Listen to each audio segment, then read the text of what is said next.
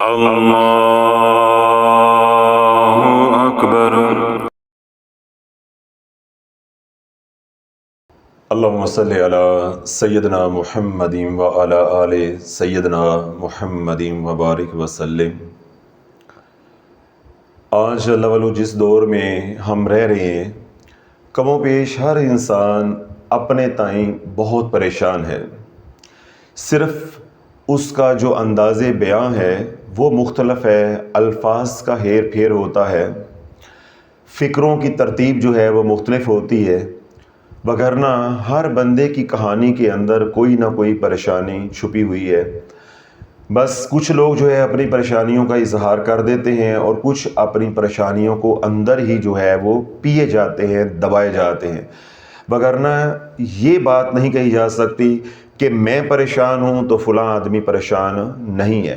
بس وہ بندہ پریشان نہیں ہے جس کے بارے میں آپ کو علم نہیں ہے، جس کے آپ جتنا قریب ہوتے جائیں گے یا جو بندہ آپ کے اوپر جتنا زیادہ کھلتا جائے گا تو آپ کو معلوم ہوگا کہ میری پریشانیاں تو اس کی پریشانیوں سے کئی گنا کم ہیں، یہ تو میرے سے بھی زیادہ پریشان ہے۔ تو اللہ تمام پریشانیوں کا حل، تمام مصیبتوں کا حل، تمام تکلیفوں کا حل جو اس وقت افراتفری ہے، اس افراتفری کا حل صرف ایک ہے کہ ہم توبہ کر کے حضور علیہ الصلوۃ والسلام کی غلامی میں آ جائیں۔ آج میں ایک اتنا آسان عمل آپ کو بتاؤں گا، اگر آپ یقین کامل کے ساتھ کر لیں اور کوئی پریشانی رہ جائے، شافی آج بھی ذمہ دار ہے، شافی کل بھی ذمہ دار ہوگا۔ حضرت سفیان ثوری رحمۃ اللہ فرماتے ہیں کہ میں حج پہ تھا تو میں نے ایک نوجوان کو دیکھا کہ وہ قدم اٹھاتا ہے تو کہتا ہے اللہم صلی علی محمد وعلی آل محمد، پھر وہ اگلا قدم یعنی اس کو رکھتا ہے تو اگلا قدم اٹھاتا ہے تو کہتا ہے اللہم صلی علی محمد وعلی آل محمد، یعنی ہر قدم اٹھانے سے پہلے وہ کملی والے پہ درود پڑھتا ہے پھر قدم اٹھاتا ہے۔ تو میں اس کے اس فعل کو طواف کے دوران بھی دیکھتا رہا کہ یہ کیسے چل رہا ہے، یہ کیسے چل رہا ہے۔ حج کے دوران یعنی حج کے جو مناسک ادا کیے، تمام مناسک کے اندر وہ اسی طرح کرتا رہا، تو میں بڑا حیرت زدہ ہوا۔ تو میں پھر اس کے پاس گیا، میں نے جا کے پوچھا کہ اے نوجوان، یہ تو کس طرح یہ فعل کرتا ہے یا یہ تجھے عمل جو کر رہا ہے اس کی کیا شرعی دلیل ہے، تیرے پاس اس کا کیا جواز ہے، یعنی یہ تو ہر قدم اٹھانے سے پہلے اللہم صلی علی محمد وعلی آل محمد پڑھتا ہے، اس کی شرعی دلیل جو ہے وہ کیا ہے؟ تو جب میں نے اس سے سوال کیا تو سفیان ثوری رحمۃ اللہ فرماتے ہیں کہ مجھے وہ نوجوان مڑ کر کہنے لگا تم کون ہو؟ تو میں نے کہا میں سفیان ثوری ہوں۔ کہنے لگا وہ عراق والا؟ میں نے کہا ہاں میں وہ عراق والا ہوں۔ مجھ سے وہ نوجوان سوال کرنے لگا کہ سفیان ثوری مجھے یہ بتاؤ کہ کیا تجھے اللہ کی معرفت حاصل ہے؟ میں نے کہا ہاں مجھے اللہ کی معرفت حاصل ہے، جتنی اللہ نے چاہی اتنی مجھے معرفت جو ہے وہ اپنی عطا کر دی۔ وہ نوجوان کہنے لگا کہ آپ کو اللہ کی کیا معرفت حاصل ہے؟ تو سفیان ثوری رحمۃ اللہ فرماتے ہیں کہ میں نے کہا کہ مجھے اللہ کی یہ معرفت حاصل ہے کہ وہ دن میں سے رات اور رات میں سے دن کو نکالتا ہے۔ اللہ وہ ہے جو دن میں سے رات اور رات میں سے دن کو نکالتا ہے۔ اللہ وہ ہے جو ماں کے پیٹ میں بچے کی صورت کو بناتا ہے۔ تو مجھے یوں اللہ کی معرفت حاصل ہوئی ہے، یعنی میں نے اللہ کو اس طرف سے پہچانا ہے۔ وہ نوجوان کہنے لگا کہ یہ تو کوئی معرفت نہیں ہے، یہ تو کوئی معرفت نہیں ہے۔ سفیان ثوری رحمۃ اللہ فرماتے ہیں کہ میں اس کی بے نیازی کے اوپر حیران تھا کہ اس نے میرے علم معرفت کو کچھ سمجھا ہی نہیں ہے۔ تو میں نے پھر اسے سوال کیا کہ تجھے معرفت اللہ کی حاصل کیسے ہوئی ہے؟ تو کہنے لگا کہ جب میں نے اپنے ارادوں کے اندر، پختہ ارادوں کے اندر ناکامی کو پایا تو میں نے اللہ کو پہچانا، جب میں نے اپنے ارادوں کو ٹوٹتے ہوئے پایا تو میں نے اللہ کو پہچانا، جب کامیابی جو ہے وہ ایک قدم پہ تھی تو وہ ناکامی میں بدلی تو میں نے اللہ کو پہچانا، جب ناکامی ایک قدم پہ تھی جب وہ ناکامی کامیابی میں بدلی تو میں نے اللہ کو پہچانا۔ سفیان ثوری رحمۃ اللہ فرماتے ہیں کہ میں نے کہا کہ چلو یہ معرفت کی باتیں ہیں، یہ کس کی باتیں ہیں؟ معرفت کی باتیں ہیں، یہ حج کے بعد بھی ہوتی رہیں گی۔ تو مجھے یہ بتا کہ یہ تو ہر قدم کے اوپر اللہم صلی علی محمد وعلی آل محمد پڑھتا ہے، یہ کیوں پڑھتا ہے؟ اب وہ نوجوان کہنے لگا سفیان ثوری سن، میں کچھ عرصہ پہلے حج پہ آیا تو میرے ساتھ میری والدہ بھی سفر حج پہ تھی. تو میری والدہ جب مکہ میں قیام کیا ٹھہری تو میری والدہ کا انتقال ہو گیا. جب میری والدہ کا انتقال ہو گیا تو تھوڑی دیر کے بعد میں نے دیکھا کپڑا ہٹا کے اپنی والدہ کے چہرے کو، تو میں نے دیکھا کہ میری والدہ کا چہرہ سیاہ ہو گیا ہے اور اس کا پیٹ پھولنا شروع ہو گیا ہے. جب میری والدہ کا چہرہ سیاہ ہو گیا اور پیٹ پھولنا شروع ہو گیا، جب میں نے یہ صورتحال کو دیکھا تو میں نے رب کے سامنے ہاتھ جو ہے وہ کھڑے کی، ہاتھ دعا کے لیے اٹھائے اور رب کی بارگاہ میں التجا کی، کیونکہ میں سمجھ گیا کہ میری ماں سے کوئی گناہ ہوا ہے جو میرے رب نے جو ہے اس وقت عیاں کر دیا ہے، یعنی اس کا پردہ جو ہے وہ میرے اوپر چاک کر دیا ہے. تو میں گڑ گڑا کے جو ہے وہ رب کی بارگاہ میں التجا کرنے لگا، دعائیں کرنے لگا کہ اے اللہ جب میری ماں نے اگر کوئی گناہ کیا تو تو نے اس وقت پردے ڈالے رکھے. اے اللہ آج مر گئی ہے تو تو نے اگر پردہ چاک کر دیا تو میں کہیں منہ دکھانے کے قابل نہیں رہوں گا. جو آئے گا دیکھے گا وہ کہے گا کہ یہ کوئی بدکارہ ہے، اس نے کوئی گناہ کیا ہے. تو وہ نوجوان جو ہے کہتا ہے میں زارو قطار رو رہا تھا، تو اسی اسنا میں تہامہ کی طرف سے ایک بادل نمودار ہوا. وہ بادل جو ہے وہ دھیرے دھیرے قریب آیا، پھر اس میں سے ایک بڑی پر نور شخصیت، ایک ہستی جو ہے وہ نمودار ہوئی اور اس نے آ کے میری والدہ کے چہرے کے اوپر اپنا ہاتھ پھیرا نورانی. تو میری والدہ کا چہرہ پہلے کی طرح سفید ہو گیا، بلکہ اس سے بھی زیادہ پر نور ہو گیا. پھر اس نے اپنا ہاتھ جو ہے میری والدہ کے پیٹ کے اوپر یوں پھیرا تو پیٹ اپنی جگہ پر لوٹ آیا. جب وہ شخصیت، وہ ہستی واپسی جانے لگی، یعنی واپسی کا اس نے ارادہ کیا، تو میں نے آگے بڑھ کے ان کے جبے مبارک کو، چادر کو پکڑ لیا، قمیص کو پکڑ لیا کہ اے بزرگ جنہوں نے میرے اوپر اتنا کرم کیا ہے، اے مقرب ہستی جس نے میرے اوپر اتنا کرم کیا ہے، مجھے یہ تو بتاتے جائیں کہ آپ کون ہیں. اے میرے محسن مجھے یہ تو بتاتے جاؤ آپ کون ہیں کہ آپ نے پردیس کے اندر مسافر کے اوپر اتنا کرم کیا ہے، وگرنہ تو میں تو منہ دکھانے کے قابل نہیں رہ گیا تھا. تو اس ہستی نے، وہ نوجوان کہتا ہے کہ مجھے مخاطب کر کے ارشاد فرمایا کہ تم نے مجھے پہچانا نہیں ہے. تو میں نے کہا جی میں نے آپ کو پہچانا نہیں ہے. اس ہستی نے کہا کہ انا محمد الرسول اللہ، میں محمد اللہ کا رسول ہوں علیہ الصلوۃ والسلام. تو یہ انعام جو تو کہہ رہا ہے، یا تو حیران ہو رہا ہے کہ میں کیوں آیا اور میں نے یہ کرم کیوں کیا. میں نے یہ کرم اس لیے کیا ہے کہ تیری ماں میرے پہ کثرت سے درود و سلام پڑھتی تھی، تو آج اس کے اوپر کڑا وقت آیا ہے تو میں کرم کرنے کے لیے آ گیا ہوں. تو وہ نوجوان کہتا ہے سفیان ثوری رحمۃ اللہ علیہ کو، جب حضور علیہ الصلوۃ والسلام واپسی کے لیے واپس تشریف لے جانے لگے تو میں نے عرض کی یا رسول اللہ مجھے کوئی نصیحت فرمائے. تو اللہ کے نبی علیہ الصلوۃ والسلام نے ارشاد فرمایا کہ اے نوجوان قدم بعد میں اٹھانا، درود میرے پہ پہلے پڑھنا. یعنی ہر قدم کے اوپر پڑھنا اللہم صلی علی محمد وعلی آل محمد، ہر قدم پہ پڑھنا اللہم صلی علی محمد وعلی آل محمد. تو اے سفیان ثوری وہ دن ہے اور آج کا دن ہے کہ میں کملی والے پہ درود پڑھے بغیر قدم نہیں اٹھاتا. الحمدللہ یہ بات آپ کو سن کے بڑی حیرت بھی ہوگی اور مشکل بھی لگ رہا ہوگا کہ حضرت صاحب یہ عمل تو بہت مشکل ہے. الحمدللہ کوئی عمل آسان نہیں ہوتا، ہر عمل مشکل ہوتا ہے، پھر ہر عمل آسان ہو جاتا جس کی اللہ توفیق دے دے. یہ سارا کھیل، یہ ساری بات توفیق کی ہے. وما توفیقی الا باللہ. جب اللہ توفیق دے دے گا تو پھر یہ آسان ہو جائے گا. اللہ سے مدد مانگو کہ اللہ رب العزت جو ہے مجھے دن رات کملی والے پہ درود پڑھنے کی توفیق عطا فرمائے. میرے ایک مریض ہیں جوید صاحب، کراچی میں ہوتے تھے، آج کل وہ کراچی میں حالات کی وجہ سے جو ہے وہ بے روزگار ہو گئے تو ملتان اپنے یہاں عزیز و اقارب کے پاس یہاں منتقل ہو گئے. میرے پاس علاج کے لیے آئے تو انہوں نے سوشل میڈیا پہ مجھے سنا ہوا تھا، پھر وہ یہاں خانقاہ بھی آ گئے. اب وہ ایک دفعہ خانقاہ میں آئے، ایک انہوں نے بیان اس دن سنا تو آج آئے، مجھے ہاتھ میں کاؤنٹر پکڑا ہوا تو مجھے کہنے لگے کہ ڈاکٹر صاحب اب تو چھوڑے بھی درود پاک چھوٹتا نہیں ہے، میں دن رات کملی والے پہ درود پڑھتا رہتا ہوں. جو آپ نے اس دن بیان کیا بس میں نے ایک بیان آپ کا سنا ہے تو میں نے اب تمام وظائف چھوڑ دی ہیں. میں سارا دن کملی والے پہ درود پڑھتا ہوں، رات کو سونے سے پہلے ایک تسبیح استغفار کی کرتا ہوں. زندگی میں سکون جو ہے وہ ہو گیا. آج کاؤنٹر ہاتھ میں لیے پھر رہے تھے. تو الحمدللہ یہ ہے توفیق. کل تک ایک بندہ جو بالکل غافل تھا، جس کو کوئی سدھ بدھ نہیں تھی، اور آج اللہ رب العزت نے جب اس کی زندگی بدلی، ایک شافی کا بیان سنا وہ وقت کا تھا، کوئی مقبولیت کی گھڑی تھی کہ وقت تھا، اللہ نے ہدایت دے دی، ساتھ اللہ نے توفیق دے دی، آج وہ چلتے پھرتے اٹھتے بیٹھتے درود پاک پڑھ رہے۔ کل ان کے لیے بھی ایسے ہی مشکل تھا جیسے آج آپ کو لگ رہا ہے کہ حضرت صاحب ہم چلتے پھرتے اٹھتے بیٹھتے ہر قدم پہ کیسے پڑھے، کیا ہم نے دنیا کے کام نہیں کرنے ہوتے؟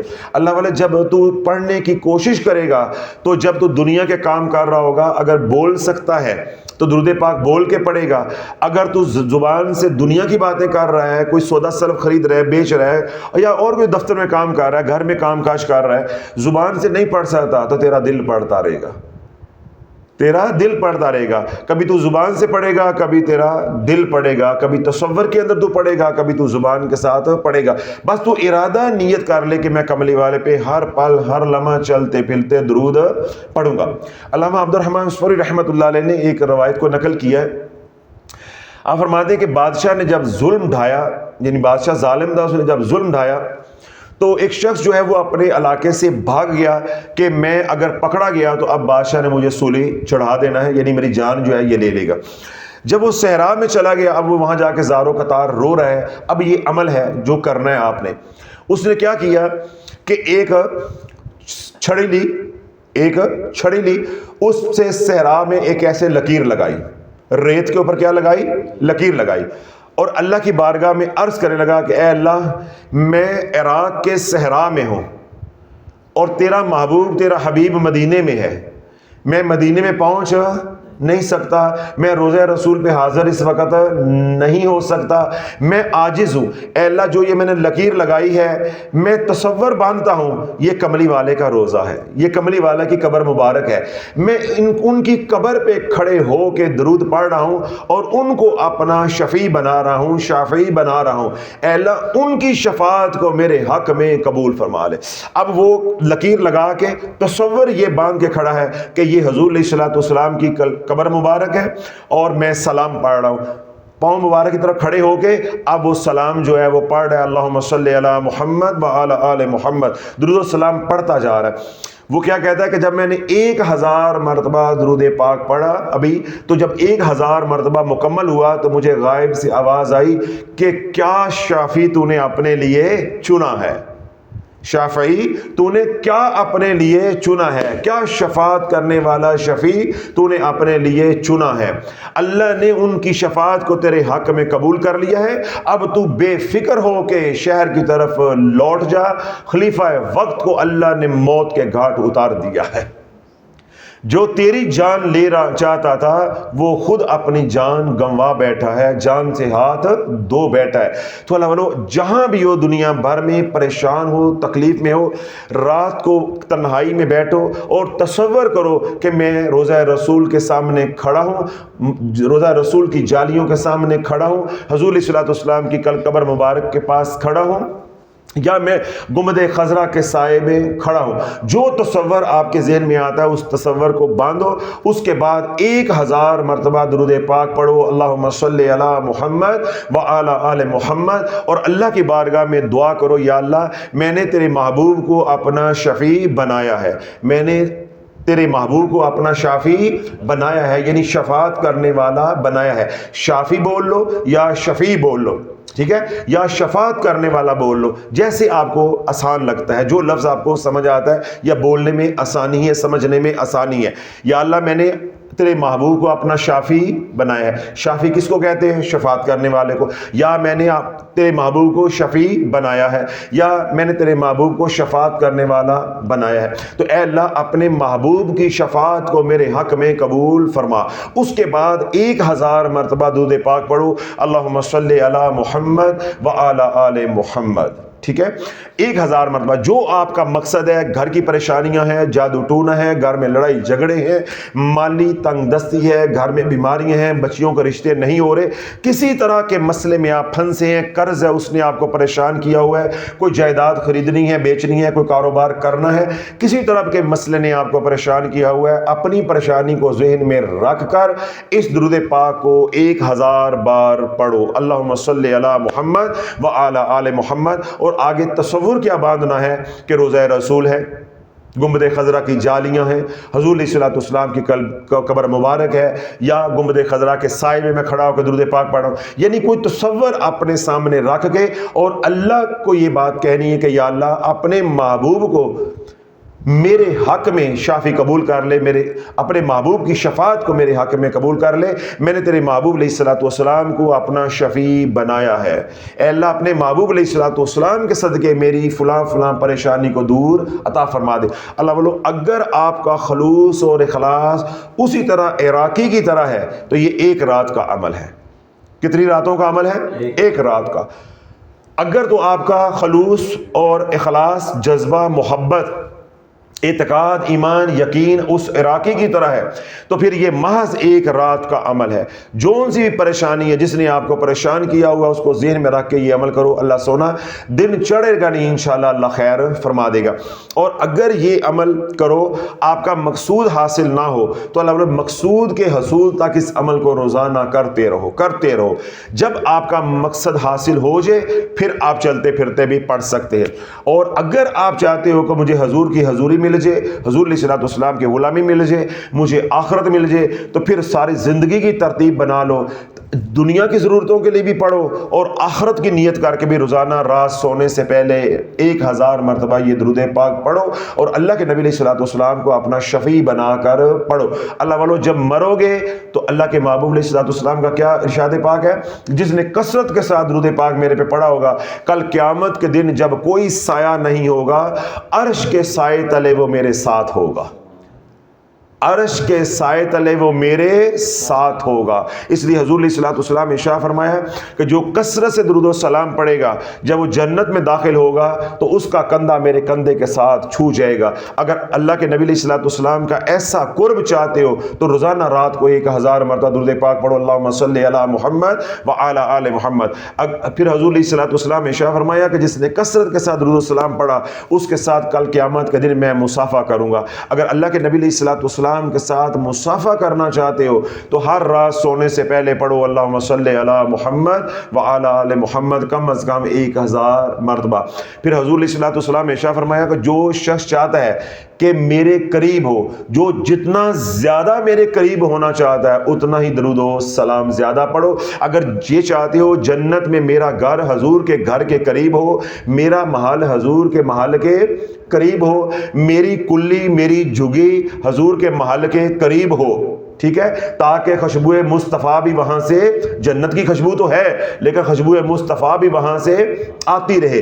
تو اگر ایسا مقام چاہتے ہو، ایسی رہائش چاہتے ہو، ایسا اللہ کے محبوب علیہ الصلوۃ والسلام کا قرب چاہتے ہو تو اللہ بولو ہر رات سونے سے پہلے 1000 بار پڑھو اللہم صلی علی محمد وعلی آل محمد اور ساتھ استغفار کو جوڑ لو اللہم صلی علی محمد وعلی آل محمد استغفر اللہ. تاکہ استغفار جوڑ کے پڑھو گے. ہمارے اوپر اللہ بولو اس دور میں گناہ اتنے ہیں تاکہ گناہوں کی نحوست جو ہے وہ صاف ہوتی جائے اور دو نظام رحمت کے اکٹھے ہو جائے. اللہم صلی علی محمد وعلی آل محمد اس نظام کا تعلق ہے اللہ کے ساتھ، نسبت اللہ کے ساتھ ہے، اور استغفر اللہ کی نسبت، اس نظام کی نسبت کس کے ساتھ ہے؟ انبیاء علیہ السلام کے ساتھ، حضور علیہ الصلوۃ والسلام کے ساتھ. جب یہ دو پر لگا کے آپ ریاضت کرو گے، مجاہدہ کرو گے، اللہ سے مانگو گے، دنیا مانگو گے تو اللہ دنیا عطا کر دے گا، آخرت مانگو گے تو اللہ آخرت عطا کر دے گا. اب اس عمل کے ہوتے ہوئے کوئی عمل کرنے کی ضرورت نہیں ہے. تو اللہ رب العزت وہ تمام حضرات جو پریشان ان کی پریشانیوں کو دور عطا فرمائے، جو دکھی ہیں ان کے دکھ دور عطا فرمائے، جو سکھی ہیں ان کو سکھ میں برکتیں عطا فرمائے. وہ تمام حضرات جنہوں نے دعاؤں کے لیے کہا ہے اللہ ان کے حق میں ہماری دعاؤں کو قبول و منظور فرمائے. جو مانگے اللہ وہ بھی عطا فرمائے، جو نہیں مانگ سکے اللہ بن مانگے عطا فرمائے. وہ تمام حضرات جو ہسپتالوں میں بیمار ہیں، گھروں میں بیمار ہیں، جہاں کہیں بھی ہیں، اللہ ان کو شفاء کاملہ عاجلہ عطا فرمائے. اللہ رب العزت صلی علیہ قادریہ شافیہ کے فیضان سے ساری امت کو فیضیاب فرمائے. سبحان ربک رب العزت عما یصفون وسلام علی المرسلین والحمد للہ رب العالمین.